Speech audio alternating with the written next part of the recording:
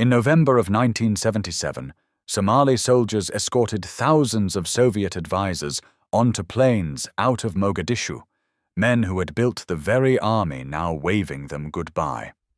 4 months later, those same Russians were directing artillery fire against Somali troops from the Ethiopian side of the battlefield. Somalia had been Moscow's prize project in Africa, armed with Soviet tanks, trained in Soviet academies, hosting a Soviet naval base on the Gulf of Aden.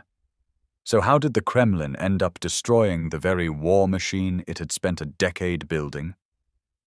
The weapons Somalia used to start this war were the same weapons that would be turned around to end it. And the trail begins on a strip of coastline along the Gulf of Aden. In 1969, an army general named Mohammed Siad Barre seized power in Mogadishu and declared Somalia a socialist state. Moscow saw an opening.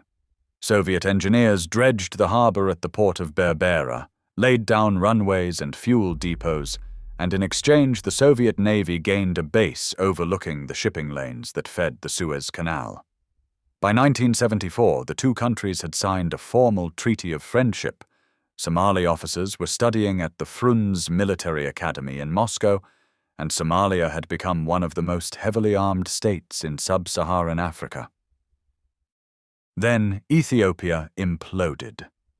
In September of 1974, army officers deposed Emperor Haile Selassie, and after years of internal bloodletting, a Marxist colonel named Mengistu Haile Mariam emerged in Addis Ababa holding absolute power. The Kremlin suddenly had two socialist suitors in the Horn of Africa, and they despised each other. In March of 1977, Fidel Castro flew to the city of Aden and put both leaders in the same room, pitching a grand socialist federation that would dissolve the border dispute. Mengistu declared the Ogaden an integral part of Ethiopia and refused to negotiate further. Barre walked out of that room convinced that diplomacy was dead. In the second week of July 1977, Somali armor rolled across the border into the Ogaden Desert.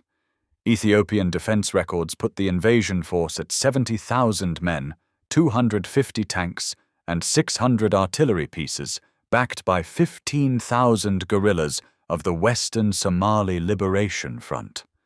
It was nearly the entire Somali National Army, and it moved with terrifying speed. Within weeks, 60% of the Ogaden had fallen, and 2 Ethiopian infantry divisions had effectively ceased to exist. By August 17th, Somali tanks stood at the edge of Dire Dawa, the city holding Ethiopia's second-largest airbase and the rail lifeline to the sea. The defenders held on, barely. Then, in September, Somali forces shattered the garrison at Jijiga and captured the town along with its tank depots. By the end of the month, Somalia controlled roughly 90% of the Ogaden, an area larger than the United Kingdom. Barre celebrated. He shouldn't have. But here's the detail that everyone missed at the time. Soviet weapons were already flowing to the other side. Moscow had spent the summer trying to referee a war between two of its own clients, and behind closed doors in the Kremlin, the calculation turned cold. Ethiopia had a population several times larger than Somalia's, a strategic position commanding the Red Sea coast, and a leader who pledged total loyalty. In early September, Soviet artillery and tanks began unloading in Addis Ababa.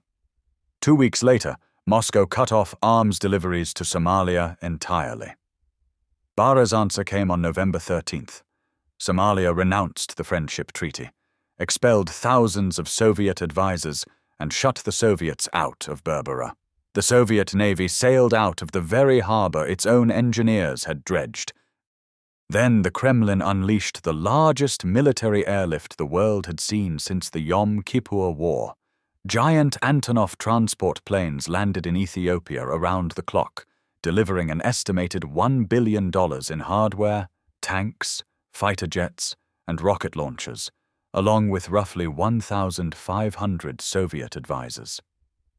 Around 15,000 Cuban combat troops arrived under General Arnaldo Ochoa, many of them redeployed straight from the battlefields of Angola. Coordinating the entire war effort was Soviet General Vasily Petrov, and the final twist reads like a spy novel. Somalia's commander-in-chief, General Mohammed Ali Samatar, was himself a graduate of the Frunze Academy. The Soviet military system was about to wage war against its own former student. If Cold War flashpoints like this one are your thing, hit subscribe. There is a new investigation every week. The Somali advance died at the walls of Harar. From October through January, repeated Somali assaults broke against the ancient walled city, where tens of thousands of Ethiopian troops and newly arrived Cuban units held the line behind Soviet artillery. While the front froze, the transport planes kept landing behind it. Ethiopian recruiters raised a peasant militia 100,000 strong and drilled it on Warsaw-packed rifles. Somali supply lines now stretched hundreds of kilometers across open desert, and Ethiopian fighter jets hunted the convoys along every road. Each week of stalemate made the invaders weaker and the defenders stronger. By January of 1978, the balance of power in the Ogaden had completely inverted. Somali forces dug in at the Marda Pass, the mountain gateway guarding Jijiga, and braced for a frontal assault. In early February, the assault came, but it was a decoy. Soviet transport helicopters lifted a Cuban battalion over the mountains and dropped it behind the Somali lines.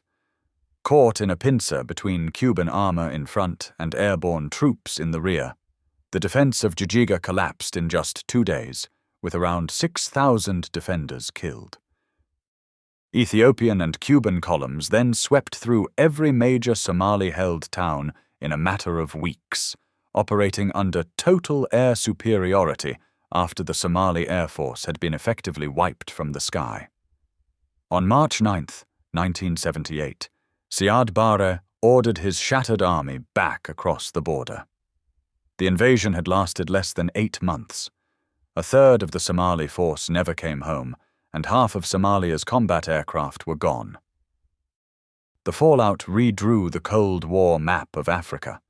Somalia, the abandoned Soviet client, turned to Washington, and by 1980, American ships were docking at Berbera, the same port Soviet engineers had built a decade earlier. In the White House, President Carter's national security advisor, Zbigniew Brzezinski, watched detente unravel over the crisis, and later remarked that the SALT Arms Control Treaty lay buried in the sands of the Ogaden. For Somalia, the defeat proved terminal. Hundreds of thousands of ethnic Somali refugees poured out of the Ogaden into camps across the border, straining a country already broken by the cost of the war. The humiliated army turned against Siad Barre, armed rebellions spread through the north, and in 1991 the Somali state collapsed entirely, a breakdown the nation has wrestled with ever since. And in the harbor at Berbera, where this story began, the cranes and runways raised by one superpower were handed over to its rival, a concrete monument to the coldest rule of the Cold War. Superpowers never had allies in the Horn of Africa. They had assets.